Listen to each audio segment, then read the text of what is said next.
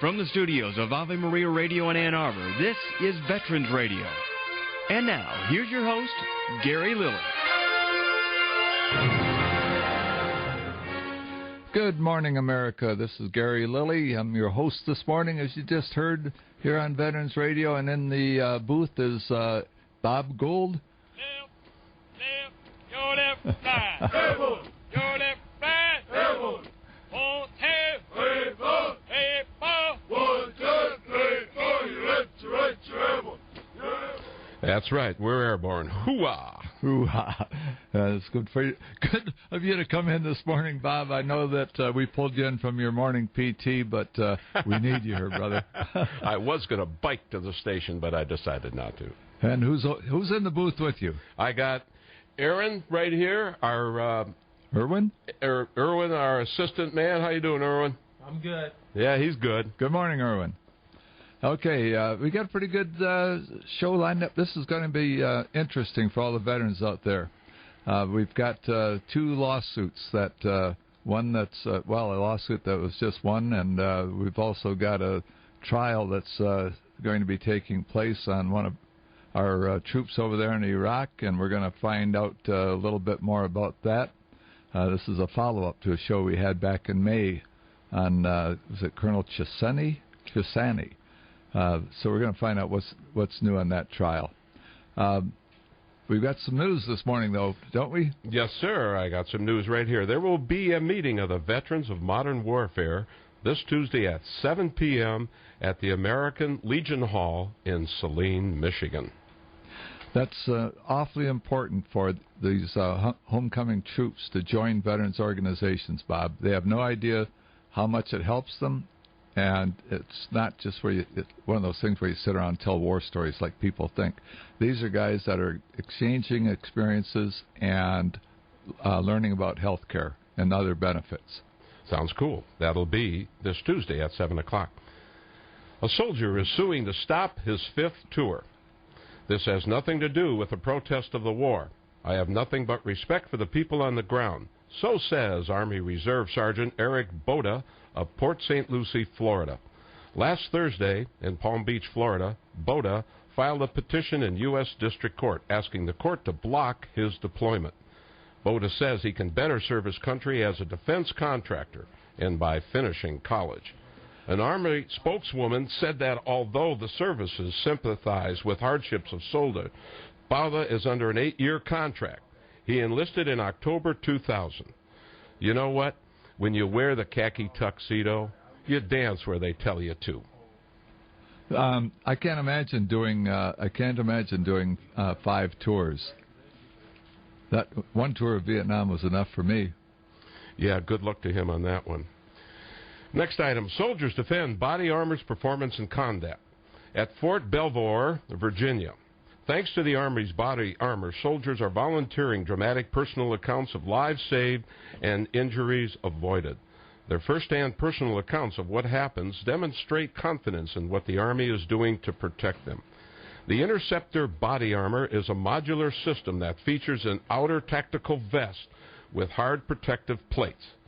Specialist Gregory T. Miller from the 101st Airborne Division, told Congress at a hearing last month that in December 2005, while he was on patrol in Kirkuk, his body armor saved his life.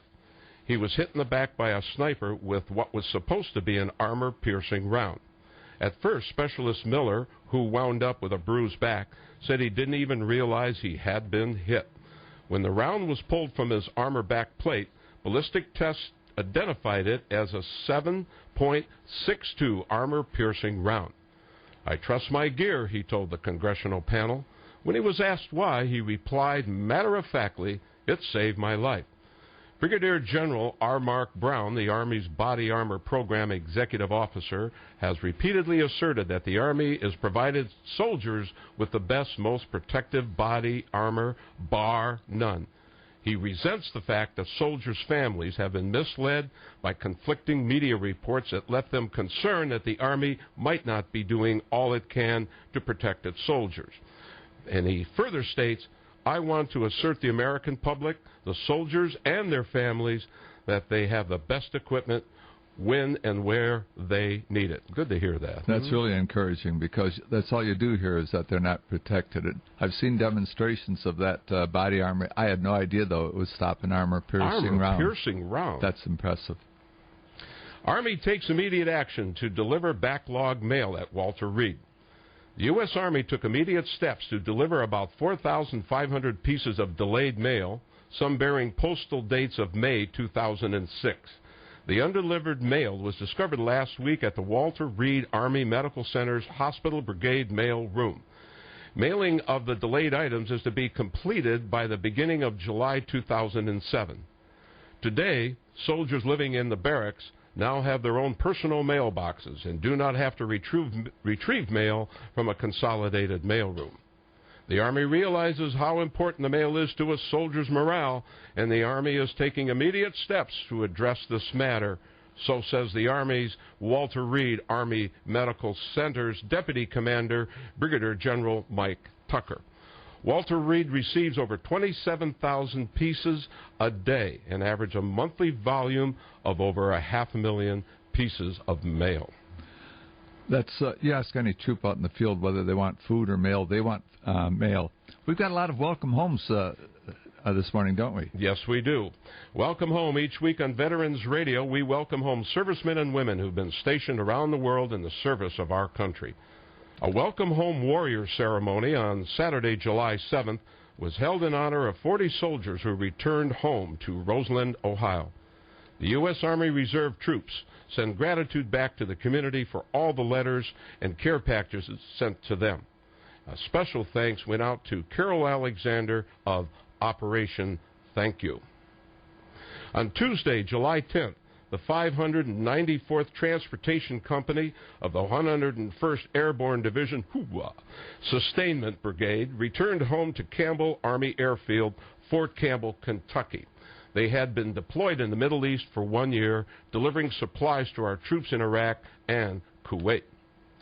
Also on Tuesday, July 10th, after a record deployment in Iraq, the first major wave of Minnesota National Guard troops returned to Volk Field Air National Guard Base at Camp Douglas, Wisconsin. Soldiers from the 1st Brigade Combat Team of the 34th Infantry Division took their first steps toward reunion with family and friends. The Guardsmen, whose numbers cannot be disclosed for security reasons, began their demobilization at nearby Fort McCoy. Their one-year mission, which began in March 2006, was extended by 125 days as part of the U.S. troop surge. On Wednesday, July 11th, at Harrisburg International Airport, a welcome home celebration was held in honor of Pennsylvania National Guardsman Rich Adams. Adams, a chief warrant officer with Bravo Company, 104 Aviation, was awarded 2 Air Medals for Valor for flying in combat zones more than 800 hours during his service in Iraq. On Sunday, July 8th, citizens from Bucks County and Warrenton, Pennsylvania, were on hand to welcome home from his 4th tour of duty in Iraq Army Chief Warrant Officer Joseph R. Scarpel. In one continuous movement, Scarpel stepped from his car and into a heartfelt embrace from his father. The two men held each other for a few moments, then separated quickly, wiping away the tears behind their sunglasses. Scarpel, who joined the Army at 19 in 1991, appeared moved by the outpouring of appreciation from the 200 citizens who gathered to honor him.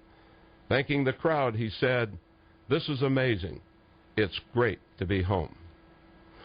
On a solemn note, residents of Grafton, Ontario held a ceremony for 6 fallen Canadian soldiers who were killed by a roadside bomb in Afghanistan. They were Captain Jefferson Francis, Corporal Cole Bartsch, Captain Matthew Dow, Private Lane Watkins, Master Colin, let me correct myself, Master Corporal Colin Basin, and Corporal Jordan Anderson. Welcome home. And welcome back to Veterans Radio. This morning we're going to be speaking to attorney Jim Fausone, who's just won a a lawsuit that may be a landmark case that will benefit veterans, especially veterans of modern warfare. Mr. Fausone, welcome to Veterans Radio. Tell us about this lawsuit. Hi, Gary. How are you doing this morning? I'm just terrific. Thank you.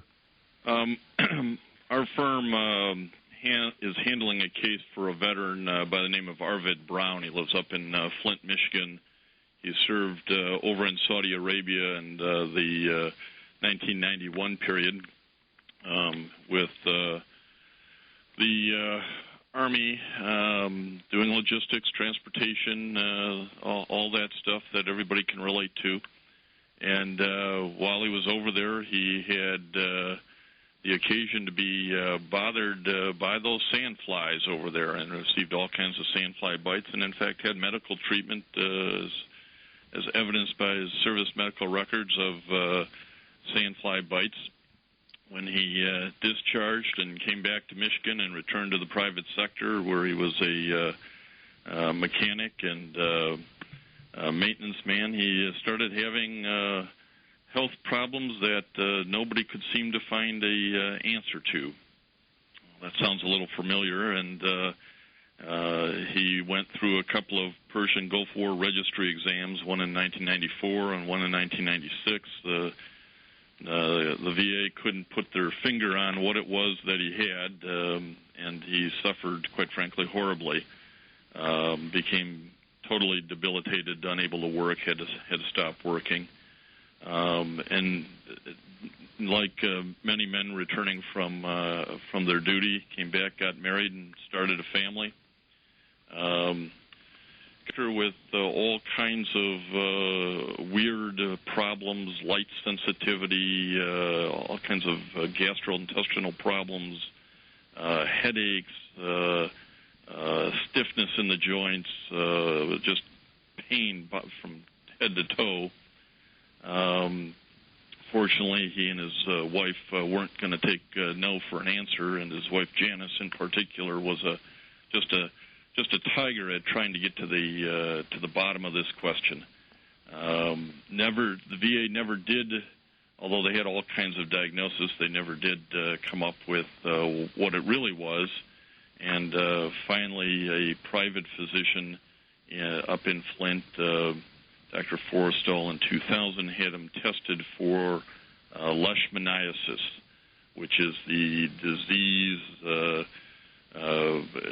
related to the sand flies. The sand flies infect the blood with a little critter, and this leishmaniasis can be of various types and stages, and it turned out that Arvid Brown had the worst type of leishmaniasis that is known. It's not a North American disease, and people weren't looking for it, although there was naturally tons of literature going back to World War II, World War I, about the concerns of troops in the tropics and in the Mideast with their exposure to sand flies resulting in the disease of leishmaniasis.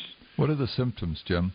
That's the hardest part, Gary, is that the symptoms for leishmaniasis can be from nothing more than skin rashes, which is probably the easiest thing to spot, to a lot of weird systemic problems that aren't so common to this disease. You go, oh, it's that. Right. And that's why for quite a while the VA was just sort of, well, he's got this, there's this whole Gulf War syndrome thing going. We don't really know what it is. It's undefined. I guess some of it we'll finally recognize. Gulf War syndrome is something like a soup of different ailments now, from chemicals to leishmaniasis, I guess. Well, and that's what they were trying to put this into but what it turns out is there is a specific test that can be done on bloodstream for leishmaniasis to see if the particular protozoa is there. Although it is not a routine test given, and back in the 90s it was difficult to actually get that test done in the United States. The private physician had to send the Flint physician sent the test off to Brazil to get this confirmed up, because it's common down there and not common up here in North America. So what happened then, Gary, was that Arvid was treated and has recovered some from the disease, although he has been rated by the VA as 100% disabled and service connected for the leishmaniasis. Although there were, this was a long, tortuous process, as you know it tends to be. Certainly. He did get a rating back to October of 1994. Is this a contagious disease? It is. That's where the interesting part of this lawsuit comes in. After Arvid figured out what was happening to him, his wife was also experiencing certain types of illnesses that seemed a bit odd, and the children we can talk about in a minute. But finally, in October of 2000, the private physician diagnosed both Jan Brown and the two children as having leishmaniasis. There is medical literature which supports that leishmaniasis as a blood-borne disease can be passed through sexual contact as well as in utero from mother to children in the womb. And so what were the results? How was that affected, or how were they affected? Unfortunately, Janice is now deceased. She was diagnosed in 2000 with leishmaniasis.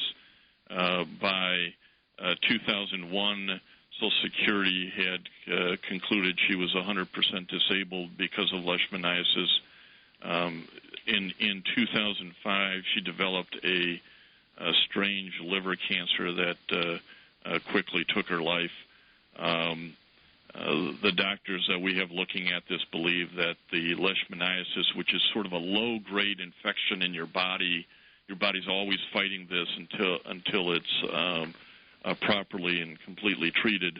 That low-grade infection, if you will, may well have hidden the symptoms of the liver cancer for quite a while, and then weakened her body so much that it couldn't fight off the cancer with treatment. So the cancer came from another outside source, and the leishmaniasis kind of screened it? Or yeah, I think that's a good way to look at it. We don't really know, and I'm certainly not saying that the leishmaniasis caused the cancer, but we think there's a comorbidity here, and that certainly she would have had a better chance to fight this liver cancer off if she had not also been fighting this leishmaniasis. Okay, and the children?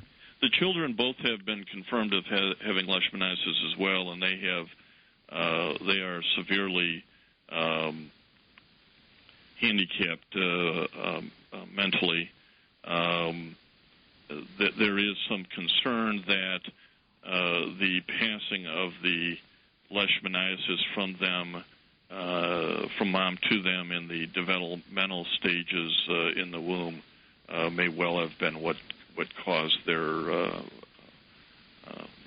profound conditions. And for the folks out there, this is not really such a rare thing, this leishmaniasis being borne by flies.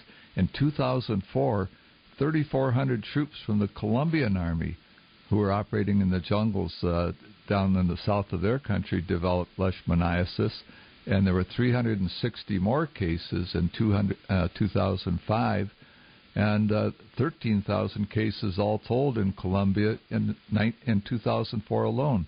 So it's not like this is a rare thing. It really isn't. I think what's rare in North America is nobody's looking for it. That's right. The real concern. The VA is not testing for it. If you read their literature, you read the Department of Defense literature, they know it's out there, but it does not seem to be a regular part of their screening and analysis. It's certainly not it was not getting any in-depth attention in the Persian Gulf War registry exams, and is not routinely being tested for. And this particular lawsuit against the government is brought by Mom. It started when she was alive, Mom and the 2 children, against the United States, the VA, if you will, saying, hey, you had a duty to warn us. Certainly you had a duty to diagnose it with the veteran, and then you had a duty to warn the family that this was infectious and could be passed on through sexual contact. And if we had been warned, we could have taken appropriate protective action. Well, and what were the results of that lawsuit? I mean, is it a monetary thing, or is Yes, it will. At the moment, the lawsuit continues on. We will try the issue later this year, but the initial reaction to the government was twofold. First, they said, "Well, this lawsuit should be tossed out because what you're really complaining about is something that happened to the veteran while he was in service, and you can't sue us for that." That's the Ferris doctrine that a lot of people have heard about. You get injured in the service, you can't bring a lawsuit against the government. And in fact, that motion was originally successful by the government. It went to the Sixth Circuit Court of Appeals down in Cincinnati, and they said, no, that's not what they're arguing. They're saying, yeah, the cause of the leishmaniasis was while in service, but the problem arose, the negligence or the malpractice on the part of the VA doctors was in not diagnosing him when he was a patient at the VA. So Ferris doctrine doesn't control. The case is reinstated. So we came back to court earlier this year, and the government said, well, we're not done trying to get you tossed out on a procedural technicality. And then they brought a motion to dismiss the case because they said, we, the VA, have no duty to the family. We have a duty to the veteran. We have a doctor-patient relationship with the veteran. But we have no duty to the family. Well, that's a pretty outrageous position, we believed. And we argued successfully that, no, indeed, when you have an infectious disease, case law is, Michigan case law, and this is true in a lot of other states, is pretty clear. The physician has a duty to warn the family. That's not unlike the duty in a psychiatrist case where if your patient comes in and he's a little crazy and he tells you, I'm going to go kill my brother-in-law, that psychiatrist has a duty to advise the brother-in-law, watch out, he's coming to get you. You don't get to say, oh, you're not my patient, I have no duty to you. Okay, gotcha. We're speaking to Jim Fausone, and Jim, your law firm specializes in veterans issues. Is that not true? What is the name of your law firm? That's true. Where are you located? We're in the Northville, Michigan area. You can find us at www.legalhelpforveterans.com.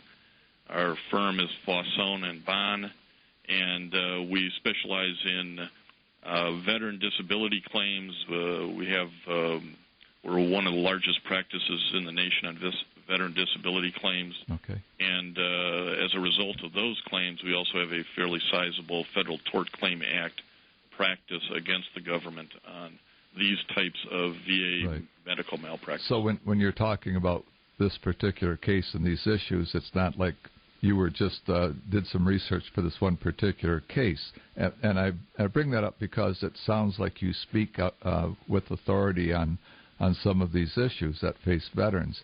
What with this, what you just won, that's basically a right to go on with a trial. Is that not correct? That's right, okay. Gary. We'll now proceed to the issue of liability. I'm sure that the position of the government will be, well, geez, we were not negligent because we shouldn't have had to look for leishmaniasis. I think that's going to be their tack now, that they haven't been able to get out on a procedural technicality. Okay. We've got a little less than 2 minutes left. Tell us what you're looking for in this lawsuit. What are you're looking for damages? Is that correct? That's right, Gary.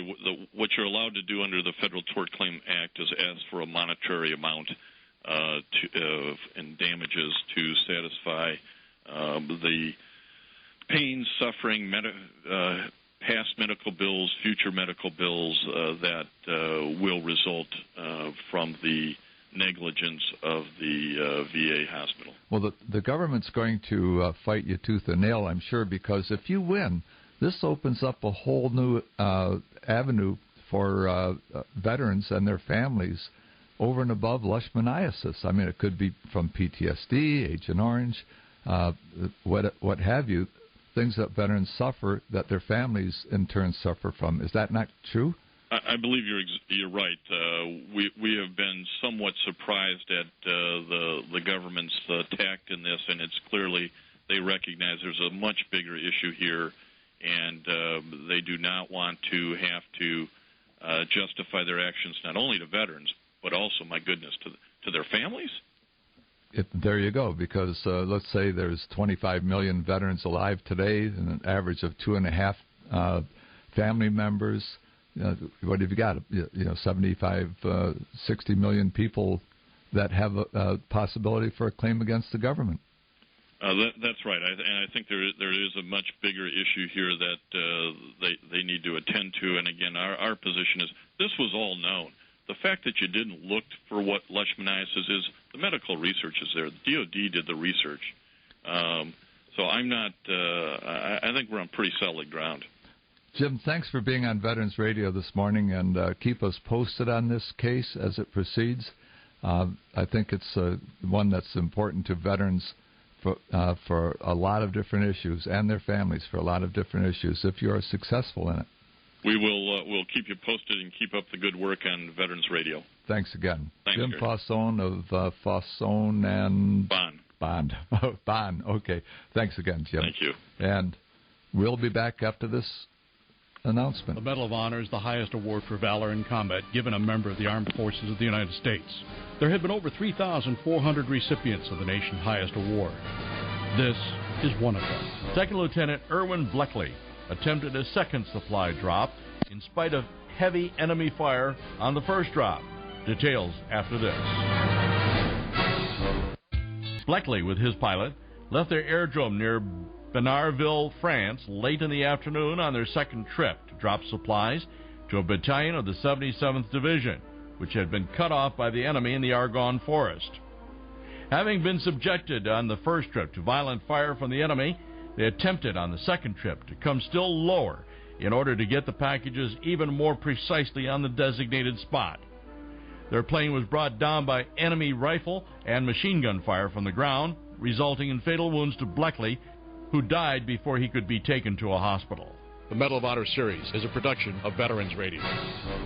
And we're back on Veterans Radio, and we have a guest, another attorney right now, Brian Rooney, who's representing Lieutenant Colonel Jeffrey Chisani, a colonel of in the Marines who's accused of failing to order an investigation into the November 19th, 2005 incident in the city of Haditha, where Marines are accused of murdering civilians.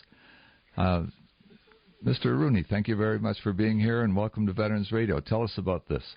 It's great to be here. Semper Fi to you and all your listeners.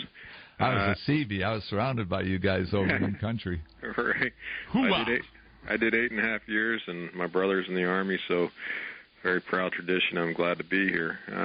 And we're proud to, at the Thomas More Law Center, defend Lieutenant Colonel Jeffrey Chisani. He is a Marine. He spent 19 years in the Marine Corps defending his country in Panama, First Persian Gulf War, and 3 tours in Iraq, to include the Second Battle of Fallujah. And he's accused of not properly investigating or reporting what some in the media have claimed is the Haditha massacre.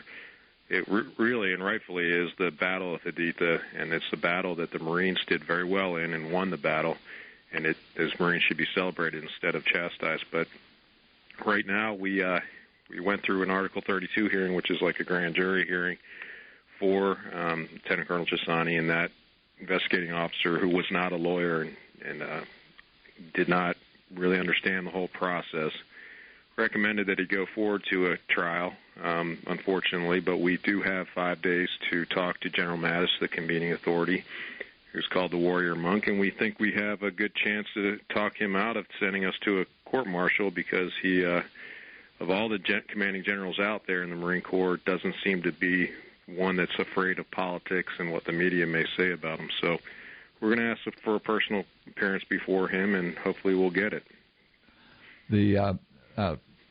I heard about this, that they were going forward, and a lot of people are familiar with the incident, that it stems from an accusation of murdering, 19 civilians or 25? 24. 24, okay.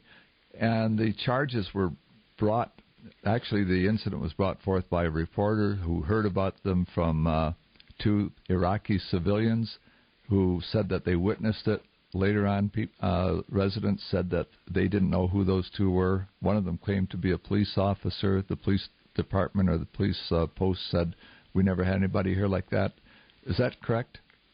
It's even worse. I mean, the reporter from Time magazine, his name is Tim McGurk, and he relied upon a man by the name of Al Hadithi, who he called a budding journalism student. Turned out he's a 55-year-old man who makes his living today in Iraq of trying to get claims, meaning money, shaking down the Army and the Marine Corps for money for condolence payments.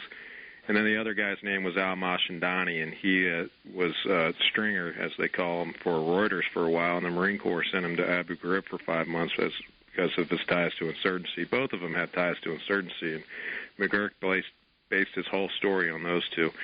What happened is, and then when that story came out, of course, Congressman John Murtha picked up on it during the midterm elections and called the Marines cold-blooded murderers, and the officers are covering up before any investigation had been done, before any trials had occurred.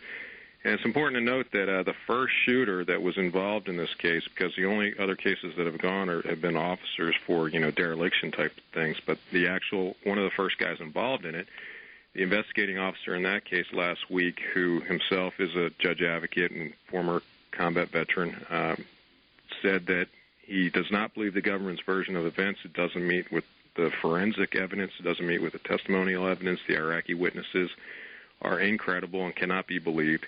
And he recommended to General Mattis that all charges, to include the murder charges, be dropped. And so right now we're left with this perverse potential outcome of Colonel Chessani going to a court-martial for not properly investigating a potential law of war violation that never occurred. And I believe it's Lieutenant Colonel Paul Ware who said about this, even more dangerous is the potential that a Marine may hesitate at the critical moment when facing the enemy. He did.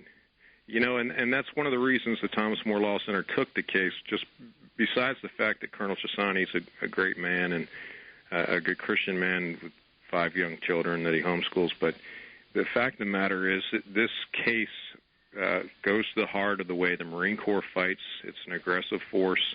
We're taught to go in hard. I taught the rules of engagement to these Marines, and I said you lead with grenades, you don't lead with casualties. When you go into a home where insurgents are fighting from behind women and children, you have to your primary duty is to protect yourself, and that's what the first rule of the ROE is. And you all probably know, and as I know, when one of the first things you're taught is when you're ambushed and attacked, you assault through the source of that attack. That's the only way you can survive. And that goes against all common sense or all instincts. We were building a camp at Hill 35, and Marines were coming and going on patrol. One of the patrols was ambushed just outside the wire, and they wheeled and charged the ambush. They took no casualties, but they killed or captured every single one of the VC that were on top of the ridge that ambushed them. That's while I was driving nails. To think that you attack an ambush just goes against anything that anybody would ever imagine. But that's how you survive. That's how you live, right? Right. And in fact, the unit that the 3-1 replaced was a reserve unit 325. Not to take anything away from them, but their tactics weren't up to speeds, and they lost 24 Marines in their deployment in Haditha. And it goes to show you what happens if you don't do that, is you become sitting ducks to these people. And again, it's not like OIF-1 where, the enemy's in front of you. The enemy is all around. They hide behind women and children. They use our tactics against us. In fact, Colonel Chessani, when he turned the school over to the town council after they begged him to do that so they could reopen the school, a week later he was attacked from the school. He was attacked from a mosque where an ID went off. They followed the wires. The wires went into the walls of the mosque. And he was also attacked from hardened positions in the hospital. In other instances, the Marines from 325 had went into a home. People were lying underneath blankets. Those people ended up being insurgents with AK-47s. The first 2 Marines into the room got killed because they, hesitated. And that's the reason. One of the reasons we took the case, because if the Marine Corps can't fight the way they're trained, and if they hesitate, they're going to get killed. And instead of welcoming your sons and daughters home, alive, you're going to be welcoming them home, in caskets. And I think I know the American people would rather have them come home alive. You bet. We're speaking with Attorney Brian Rooney of the Thomas More Law School, who's representing Lieutenant Colonel Jeffrey Chisani, a Marine accused of covering up an incident in which civilians were allegedly murdered, and it's sounding more and more like the government doesn't believe in their case. The prosecution witnesses actually are helping you guys. Is that true? They are. In fact, one of the NCIS agents that did not like the way the prosecutors were handling him and the forensic evidence he brought forward had come forward to the defense and said, hey, look, I have this evidence that matches up with what your guys say, and the prosecution doesn't seem to be interested in it. And he's one of the guys that testified for Lance Corporal Sherritt, and that's where Lance Corporal Sherritt basically was exonerated. In this whole case, you had a classic attack, an ambush, where an IED goes off. And again, an IED it's not an act of God. It doesn't just go off. It's a line-of-sight weapon that the enemy sees the convoy goes through, and they set it off, and they killed a Marine. 2 others were wounded. The Marines were attacked from north and south by small arms fire, AK-47 fire, and the Marines located the source of that fire, went into the homes, and tragically, civilians were killed in those homes. But there was Scan Eagle up ahead, unmanned aircraft, that followed the insurgents out of those houses into another rally point where they got into a car, went up to another group of houses. Colonel Chisani watched this all, ordered 11 Marines into this other house. These Marines were repulsed. And just, so your audience knows, to repulse 11 Marines out of a house is a big deal. And all 11 of those Marines were seriously injured, so Colonel Chisani had to call on F-18s, drop 400 or 500-pound bombs on the place. 2 insurgents squirted out of there, as we say it, and one of them got captured. The other one went from house to house, finally got into a house, came out of the house about 20 minutes later carrying a child in his hands, and the Marines captured him, luckily without having to subdue him with force, but he had blood coming out of his ears, so that's how they knew who he was. And all the intelligence up to that battle, all the intelligence after the battle said, this is something you're going to get attacked, this is how you were attacked. Colonel Chisani thought it all made sense. He never suspected a law of war violation, so how can you investigate a law of war violation or even a possible one if you don't suspect it? So there was no cover-up, there was no scheme to protect his Marines from something bad that happened. He just believed it to be a battle for what it was, and that's what it's turning out to be. Well, thank you, Congressman Murtha. We've got about 50 seconds left. I had this perhaps very naive thought that maybe the military is going ahead with this hearing just to prove that no crime took place. Is there any possibility of that? Well, the first 2 Article 32s, Captain Stone, his investigating officer, who was, again, a lawyer, said drop all criminal charges. And then Lance Corporal Sherritt, the first shooter, said drop all criminal charges. Our case, the investigating officer said go forward based upon, these mushy kind of dereliction of duty charges. That there's actually no underlying order. It's just something that, a Monday morning quarterback says, well, you should have done it. Brian, we're going to ask you to stay on the line. We've got, we've got a break coming up, and we'll be right back immediately after this break. And we're back on Veterans Radio with Attorney Brian Rooney of the Thomas More Law Center. Is that correct? Law Center? It is. Okay. And you're representing Lieutenant Colonel Jeffrey Chisani in the incident that took place in Haditha, a very violent incident where 24 civilians were killed and Marines are accused of having murdered them. Now, the charges were dropped against the Lance Corporal. Sherritt.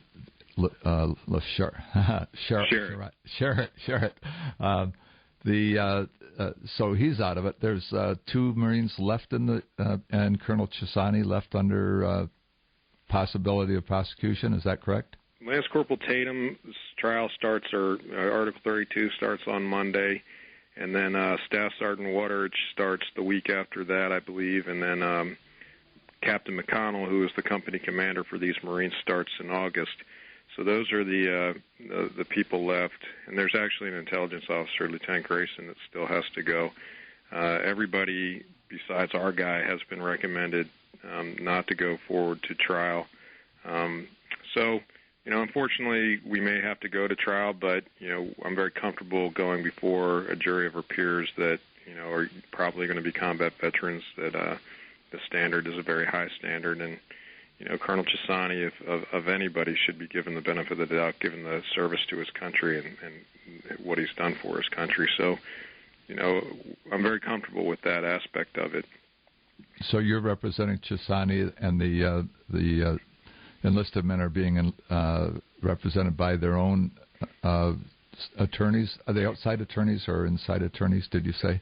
Everyone has civilian counsel, and it's actually interesting. The reason why Thomas More Law Center is representing Colonel Chisani is because, even though he's a higher pay grade than all these guys, he, has a large family, and he's dedicated his life to the Marines. He doesn't come from a wealthy background, so he doesn't have any money in reserve to spend on civilian counsel, which, if we were regular civilian counsel, this case thus far would have cost almost $400,000, and we're only at the halfway point. My word.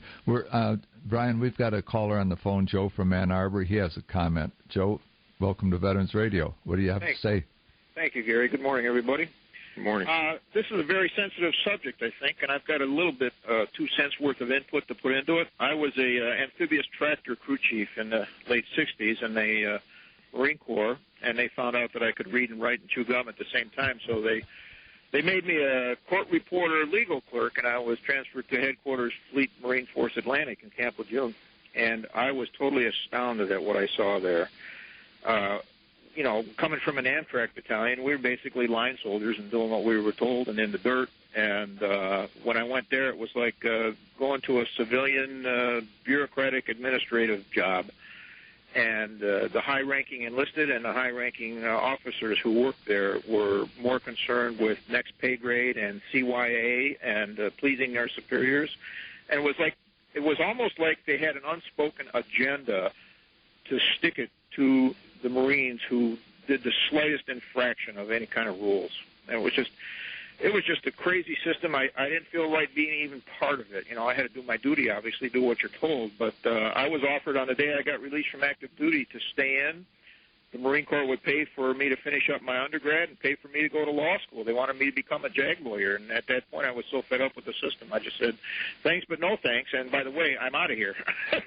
But I can see that same mentality right now taking place. These guys are... it's a perverted twist of the way things should be, and I don't know how to rectify it or what to do about it.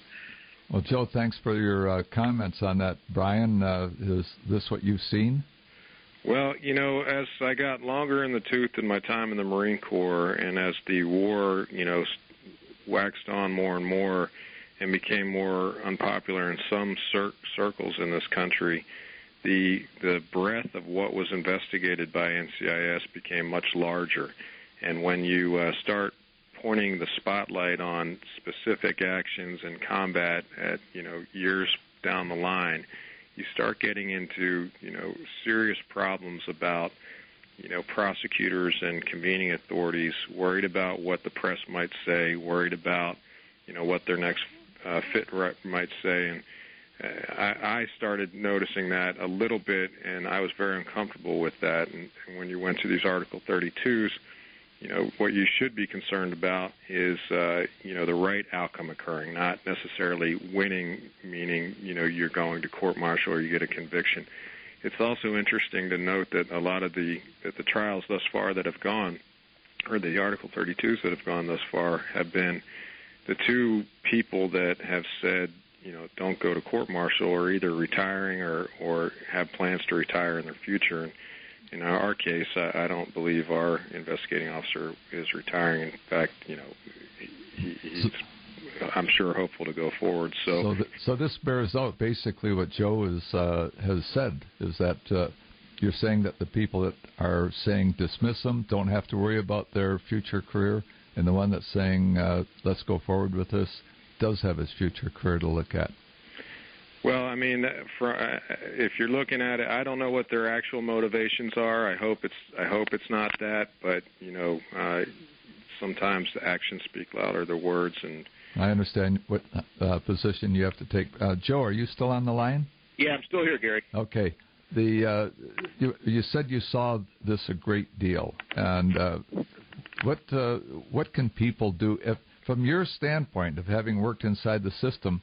Is there anything that you can think of that ought to be done to expose that system or to help these Colonel Chessani and the two enlisted men in their defense?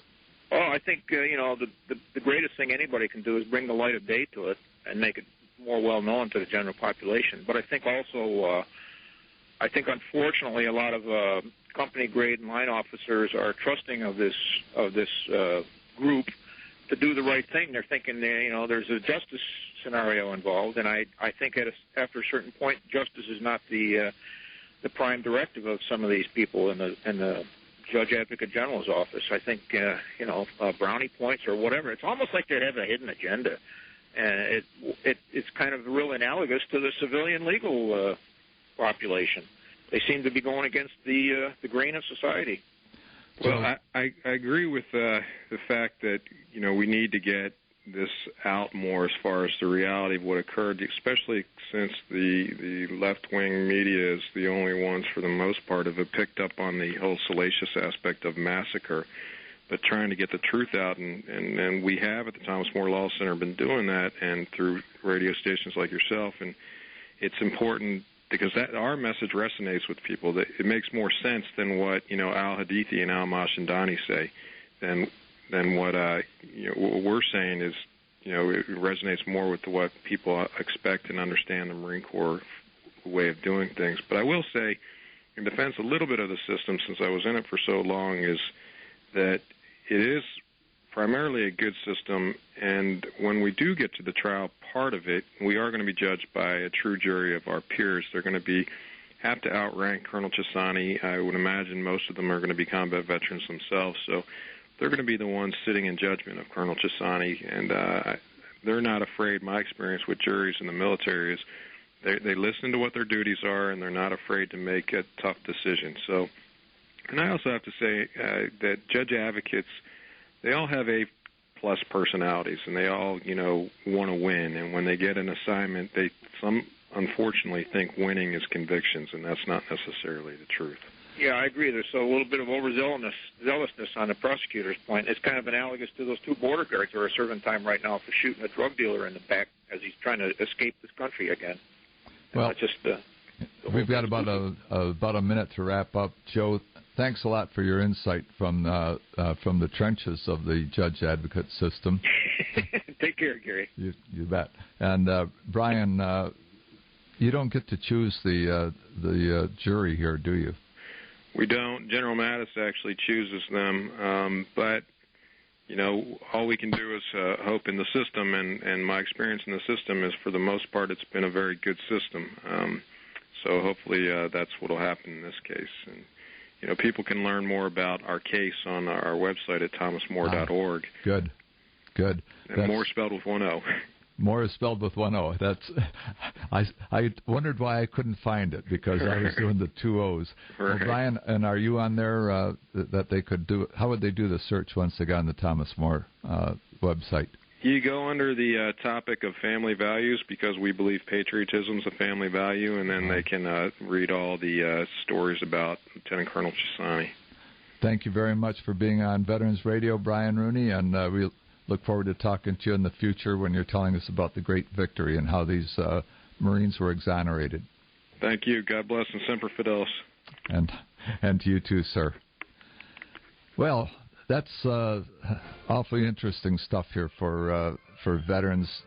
Finding out that there are people out there that are actually defending us and helping us. We thank you for being on Veterans Radio. We thank our advertisers, the law firm of Foss, Sohn & Bond, Legal Help for Veterans, Schrader Yacht Sales, Len Pitlack, CPA, Quantum Physical Therapy, Gary Lilly & Associates. Actually, it's Sperry Van Ness Lilly & Associates now. I got to remember that myself. And for next week's show, go to our website, www.veteransradio.net, and look what's coming up. And thank you for being on Veterans Radio. You are dismissed.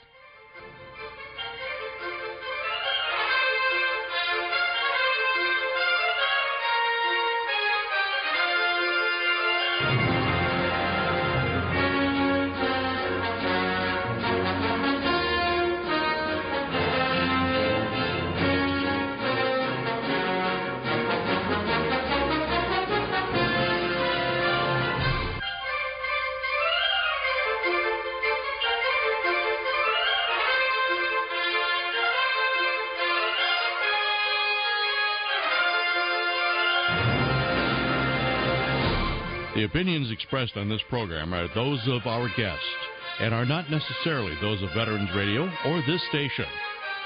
Veterans Radio is a production of Veterans Radio, LLC.